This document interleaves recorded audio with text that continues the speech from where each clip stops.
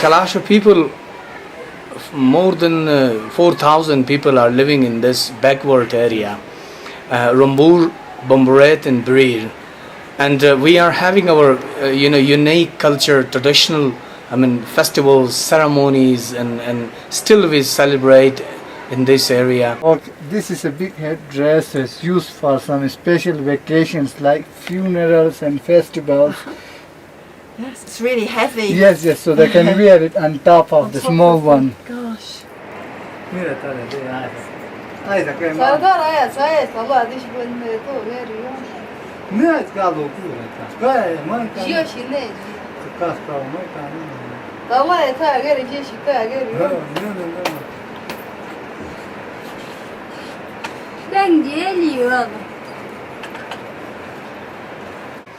And these days, flood destroyed our many, valuable things in this area, especially in Rumur and Berir, Bombaret. 3 valleys have been affected badly. Mud, landslided and break the glacier, and glacier came to the water, and water become a flood. So it came down with the big stones, big trees, and it was a tragic moment for us to see this kind of dangerous thing.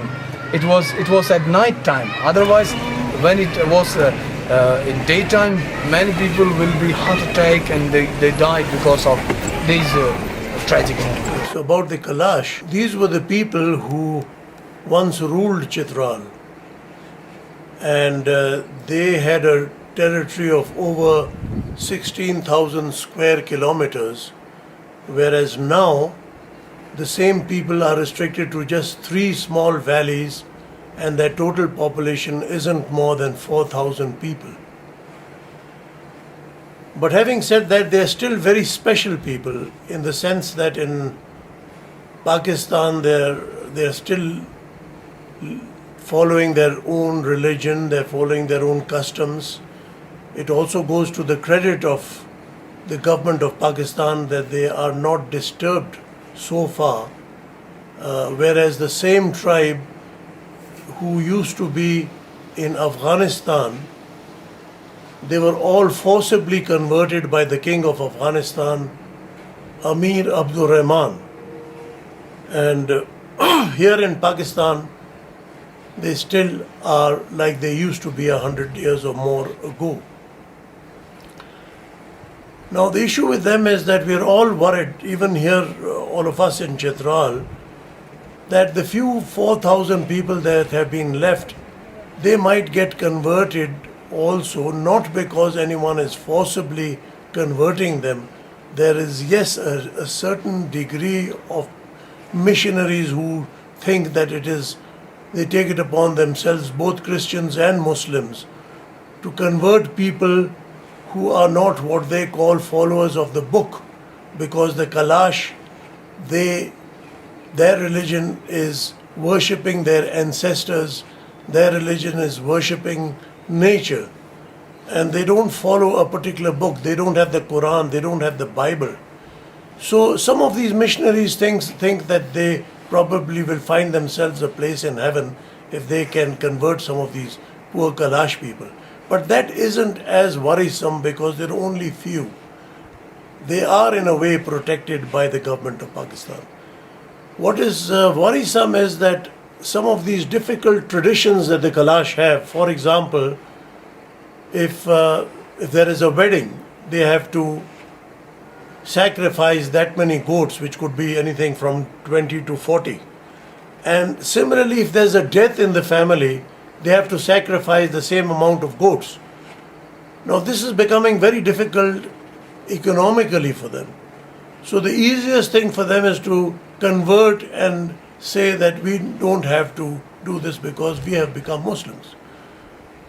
So it is this that has got to be kept in mind in order to help them to retain their flavor and retain their customs and retain the way they are by helping them out economically.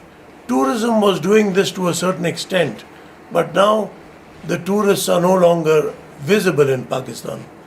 many of the small hotels where these backpackers used to come and stay are all empty.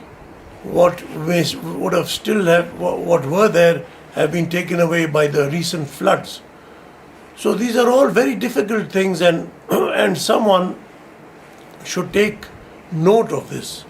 In my own small little capacity, I contacted the UNICEF, and I asked them if they can help us to make the Kalash valleys a World Heritage Site. And if that happens, then new rules will have to be followed, and they will be protected a bit more than what they are protected now. So things like these should be thought about, and steps taken in that direction. Every year, last year we had the average of tourists were more than 5,000 and a half. And we had attended 5,600 tourists among 80 foreigners. And this year, because of the flood, we have only 3,000 tourists visited museum. And it's a kind of a loss for us as well, because tourists can bring some money for the people, for the locals. Yes, of course. So because of this flood, and these opportunity have been also lost. And we are actually hoping for the next years if we could make some good things that we can invite tourists for this area. Yes, well, at least you're opened up now, the road, because that stopped anybody getting The thing is that now FWO, the Federal Working Unit, took responsibility to make this road. I hope for the next years they will complete it. For 2006 we will have a very good road, and we can put in the internet all these things that for the next year all the tourists should come and visit us. We hope so, yes. And special events to attract people back. Yeah. It was a very, very difficult track at that time when flood came, and many people were affected because the road, especially you saw downside there, it was broken, and it reached near the mountain. So now I hope they can cut the mountain and make very good track for the next year. Requested to the tourism departments to make offices near these valleys, to guide the tourists that which is the place to go there, which is the place to not go there. So it can help us to guide the people, and the people can also know about our culture. This is a unique culture, and if a person comes here and gets a guide from downside, and he actually does not understand anything. So it's a kind of he just just came here and he learned nothing and went back.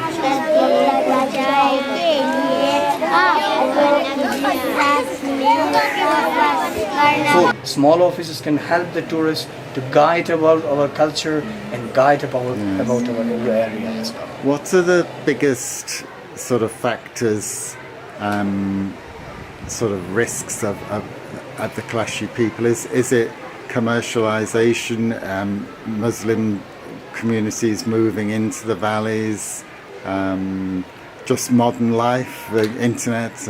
The thing is that these modern things can guide our people to get get interest of our culture. Nowadays, the educated students are very interested to participate over all the events. We are just thinking that we should have at least some separate schools which can help us to guide the students about our culture, about our traditions. We are building it.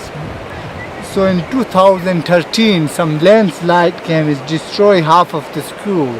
Then this year in July, again some landslide has destroyed completely the school. So now the students are studying in the tents, and some of them studying in the temple called Jestakhan there. Oh, look at the troop. Yes.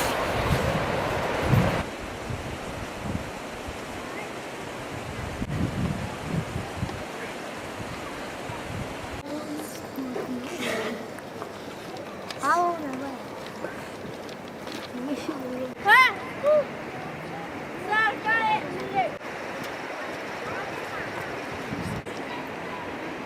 I didn't know it was. Then later on, I just did some visitors. I said they will build a school, but it will take time, maybe 1 or 2 years, Yes. slowly. 1 or 2 years, but we think More than 1 year and a half, 2 years. So this is the class for the English lesson. The alphabet they start from class first class up to class 5. So this is the student of class 4. This is the student of second class.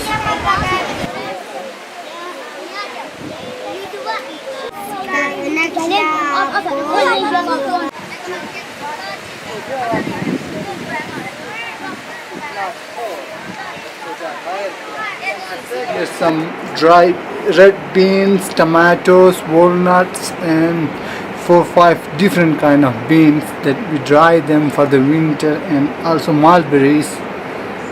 We dry and use them in the winter time. Yes.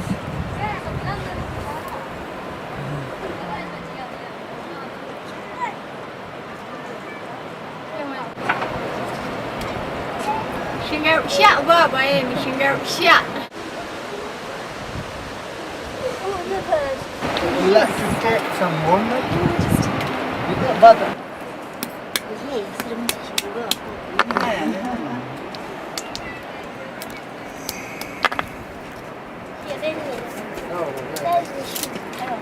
So they put them in for dry, so now the weather is a bit raining, so we collect them.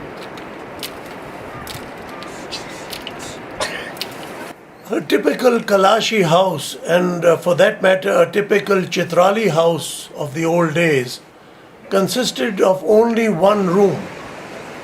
And that room would be used as a bedroom, it would be used as a kitchen, it would be used as a store place, and it would be used as a guest room too.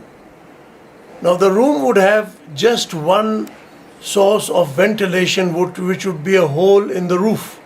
There would be no windows, and that was mainly because to keep the warmth in, and of course also it was as a result they had a lot of eye trouble because of the smoke that would emit from the room in winters.